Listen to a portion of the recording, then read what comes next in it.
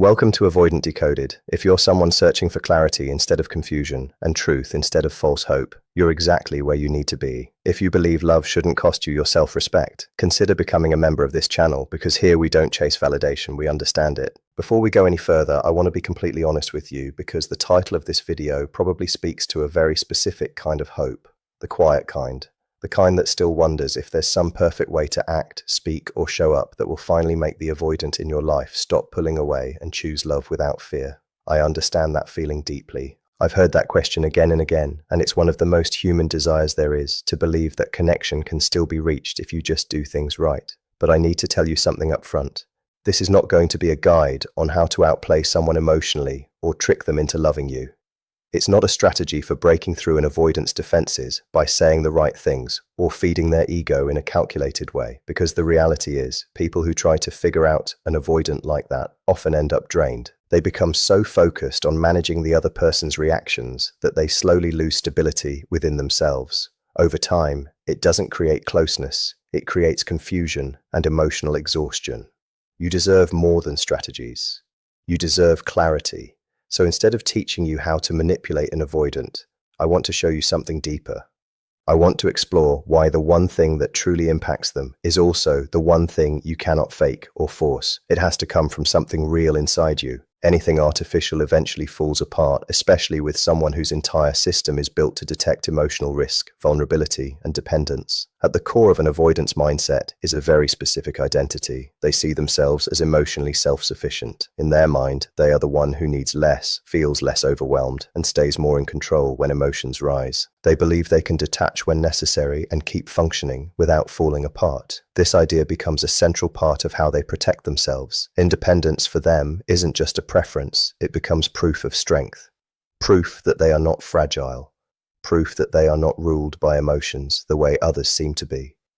Over time, this identity becomes something they defend without even realizing it. Most avoidants truly believe this about themselves, not because they're trying to mislead anyone, but because their past taught them that distance feels safer than emotional closeness. So they build their entire sense of self around appearing unaffected, composed, and in control. They convince themselves that needing less means hurting less, and without realizing it, the people around them often reinforce this pattern. Not on purpose, not out of harm. It usually happens as a natural reaction. When someone becomes distant or inconsistent, the other person often responds by trying harder. They communicate more, explain more, chase more, and open up more in an attempt to fix the distance. They lean in emotionally, hoping to close the gap, but this is where things become misunderstood. That effort doesn't break the avoidance pattern, it strengthens it. The more one person chases, the more the avoidant feels like the independent one. The more someone over-explains their emotions, the more the avoidant sees themselves as calm and regulated. The more someone fights to hold the connection together, the more the avoidant feels like they hold the emotional power. So people assume that showing more love, more loyalty, or more effort will finally reach them. But often, it does the opposite. It confirms the exact role the avoidant already believes they have, the one who is detached, in control, and less affected. What actually shifts something inside an avoidant is not desperation. It's emotional stability. It's being around someone who is open but not dependent, someone who can love deeply without losing themselves in the process, someone who stays connected to their own identity, boundaries, and emotional center no matter what happens. That creates a completely different experience for the avoidant, because now they're no longer next to someone who revolves around them emotionally. They're next to someone who is grounded within themselves, someone who isn't trying to convince, chase, or force closeness. And in that space, something changes. The avoidant can no longer rely on the familiar contrast that supported their identity for so long. They're no longer the strong one simply because someone else is overextending. Instead, they're faced with someone who is equally steady, equally self-contained, and emotionally present without collapsing. That's the part most people don't see. The avoidant ego is not shaken by someone who sacrifices themselves for love. It's affected by someone who refuses to abandon themselves just to keep love alive. Someone who remains calm and present even when distance shows up. Someone who doesn't panic or chase, but also doesn't shut down. And the reason this has such a deep impact is because it quietly brings them face to face with something they've spent years avoiding within themselves: real emotional reliance. Not unhealthy dependence, but human connection. mutual vulnerability. The truth that real intimacy means both people matter in ways that carry risk. Avoidants often build their lives around the belief that needing no one keeps them safe. But when they meet someone emotionally secure, someone calm, self-respecting, and grounded, they start to feel the limits of that belief. Because secure energy doesn't chase, it doesn't beg, it doesn't perform or try to earn love. It simply stays honest about feelings, about needs, and about boundaries. And if the connection can't continue, it accepts that reality without falling apart. That kind of presence is deeply confronting for an avoidant, not because it pressures them, but because it can't be controlled or categorized the way they're used to. And this is why you can't fake it. You can't pretend to be grounded while your sense of worth still depends on whether they choose you. Eventually, the cracks show. The anxiety comes back. The need for reassurance finds its way through. Real emotional security isn't something you perform, it's something you become. Which means the thing that impacts an avoidant most is not something you do to them, it's who you are without them. And ironically, that's when everything starts to shift. Not because you learned the perfect method, but because you stopped building your emotional world around someone who is unavailable. You stopped chasing validation and started standing in your own. That's when the dynamic changes, because now the avoidant is no longer dealing with someone trying to earn love. 6:346 minutes, 34 seconds. Someone who can walk away grieving if necessary, yet still remain whole. And whether the avoidant admits it or not, that kind of emotional presence is 6:436 minutes, 43 seconds impossible to ignore. The person who stays no matter how little they receive unintentionally reinforces the avoidance belief that they never truly have to 6:516 minutes, 51 seconds evolve, that they can remain emotionally guarded while still being loved, pursued, and prioritized exactly as they are. And over time, that dynamic becomes 7:07 minutes comfortable for the avoidant ego because it protects the identity they have spent years constructing. So then the question becomes, what actually reaches them on a 7:097 minutes, 9 seconds deeper level? What breaks through that carefully maintained sense of emotional control and touches something real underneath it? The answer is 7:167 minutes. 16 seconds, surprisingly simple, but extremely difficult to imitate authentically. It is becoming someone the avoidant cannot easily define. And I want to explain 7:247 minutes, 24 seconds, that carefully, because this is where so much advice completely misses the point.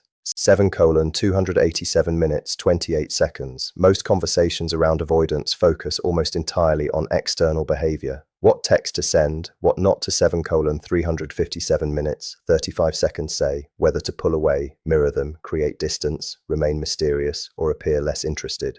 And while 7:427 minutes, 42 seconds behavior does influence relationship dynamics, those actions are only surface-level expressions of something much deeper happening internally. Because 7:507 minutes, 50 seconds avoidance do not just respond to behavior, they respond to emotional patterns.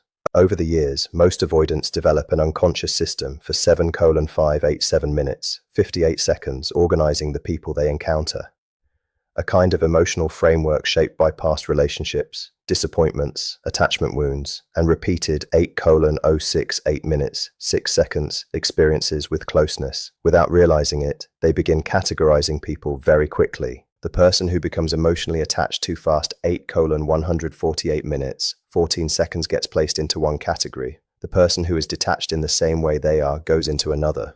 The emotionally expressive person who 8:228 minutes, 22 seconds eventually becomes predictable in their reactions, gets filed somewhere else.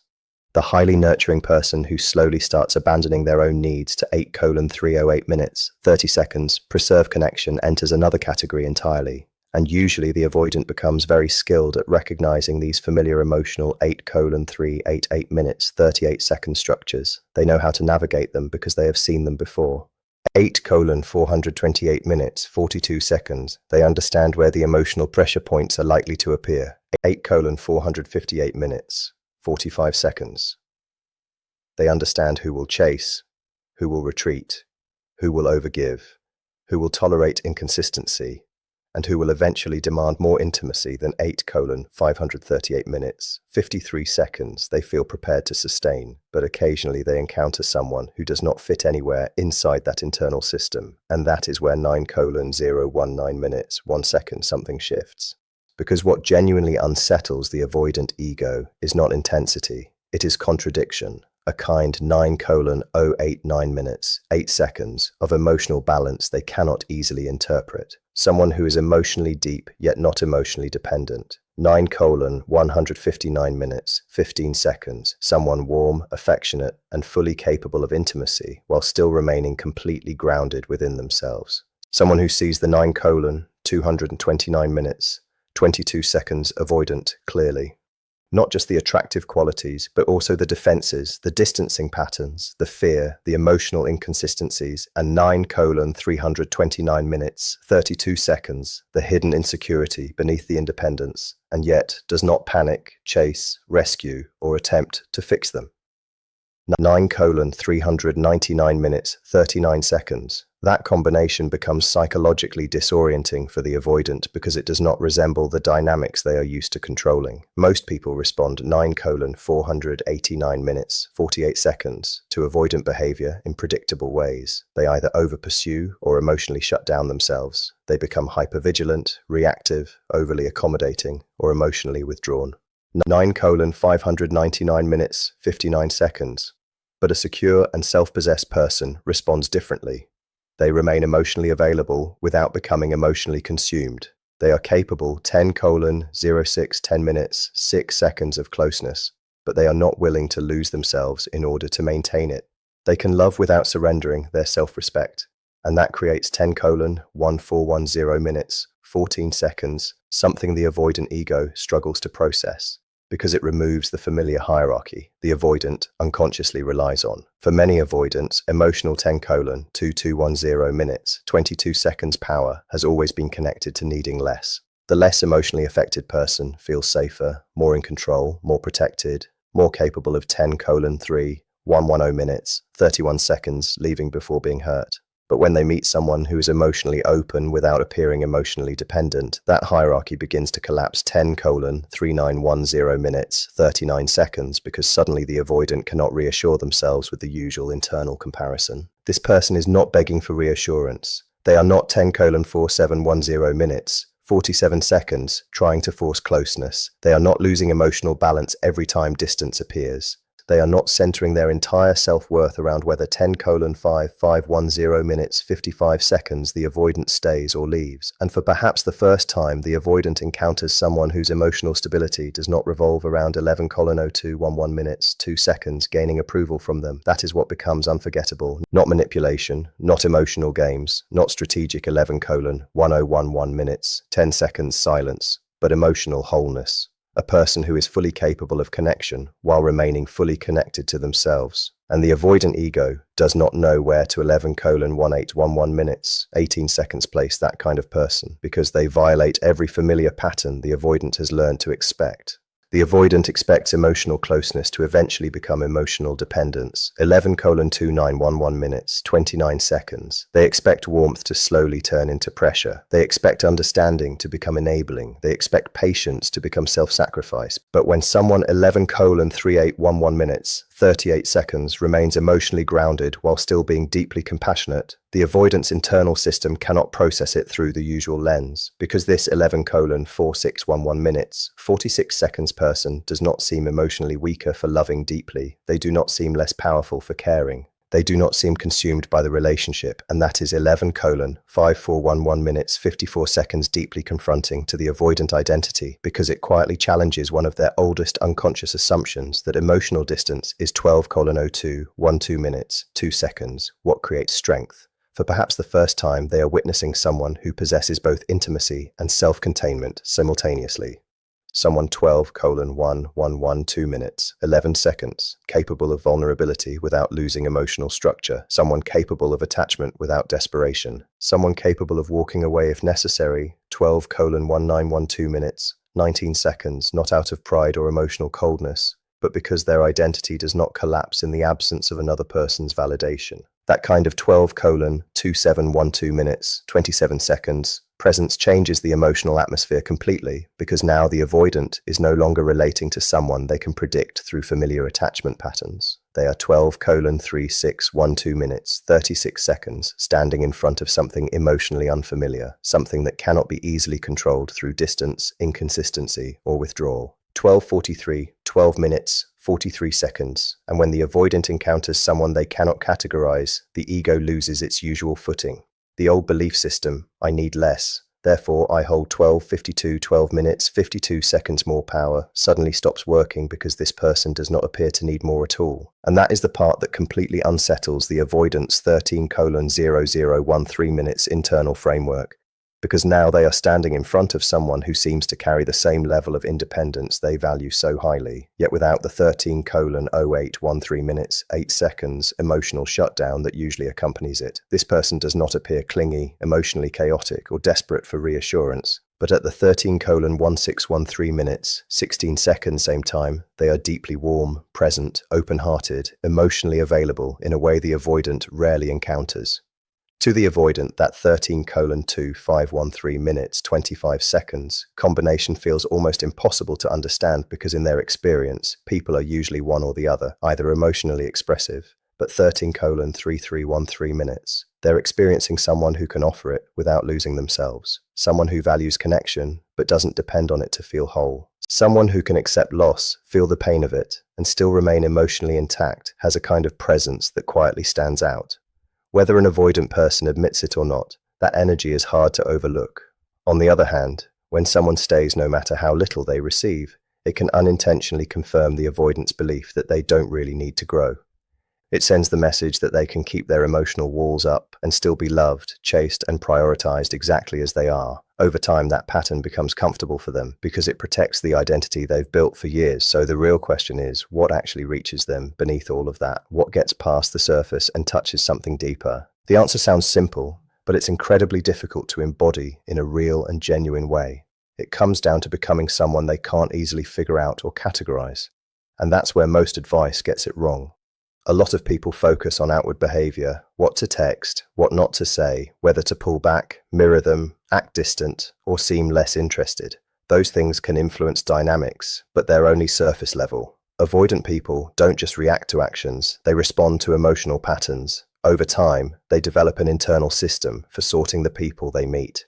This system is shaped by past relationships, disappointments, attachment wounds, and repeated experiences with closeness. Without even realizing it, they start placing people into categories very quickly. Someone who gets attached too fast goes into one box. Someone who is just as distant as they are goes into another. The person who is expressive but becomes predictable over time gets filed somewhere else. The nurturing one who slowly sacrifices their own needs to keep the connection alive ends up in another category. Avoidants become very good at recognizing these patterns because they've seen them before. They know how they usually play out. They can predict who will chase, who will pull away, who will give too much, who will tolerate inconsistency, and who will eventually ask for a level of closeness they don't feel ready for. But every now and then, they meet someone who doesn't fit into any of these familiar patterns, and that's when something shifts. What truly unsettles them isn't intensity, it's contradiction. It's encountering someone who holds a balance they can't easily make sense of. Someone who is emotionally deep but not dependent. Someone who is warm, open, and capable of real closeness, yet still grounded in themselves. Someone who sees them clearly, their strengths, their defenses, their distancing habits, their fears, even the insecurity hidden behind their independence,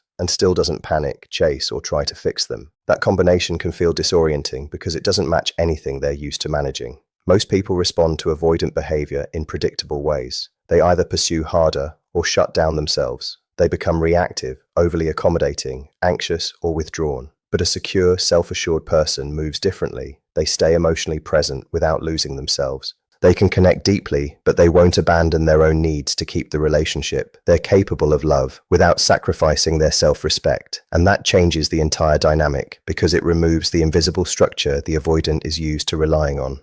For many avoidants, emotional control has always been tied to needing less. The one who appears less affected feels safer, more in control, and more protected. But when they meet someone who is open, yet not dependent, that idea starts to fall apart. This person isn't chasing reassurance. They're not forcing closeness. They're not thrown off balance by distance.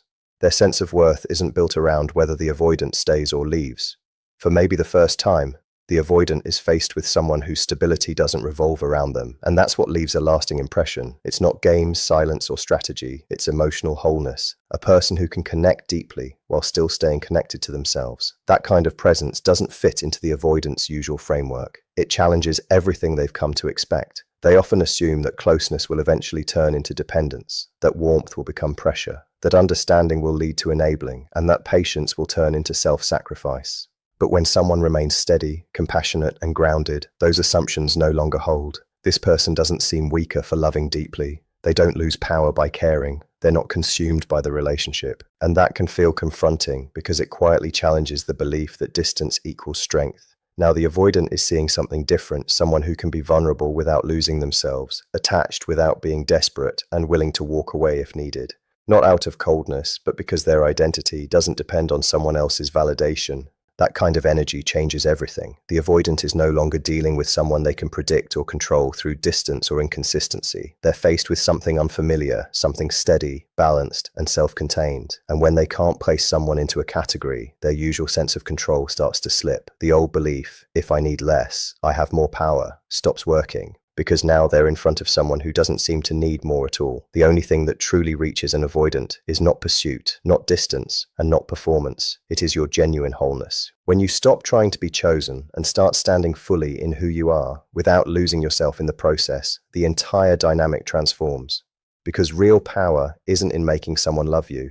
It's in no longer needing to prove your worth to be loved. And it is in that quiet, grounded authenticity that you don't just change how they see you, you change what you are willing to accept forever.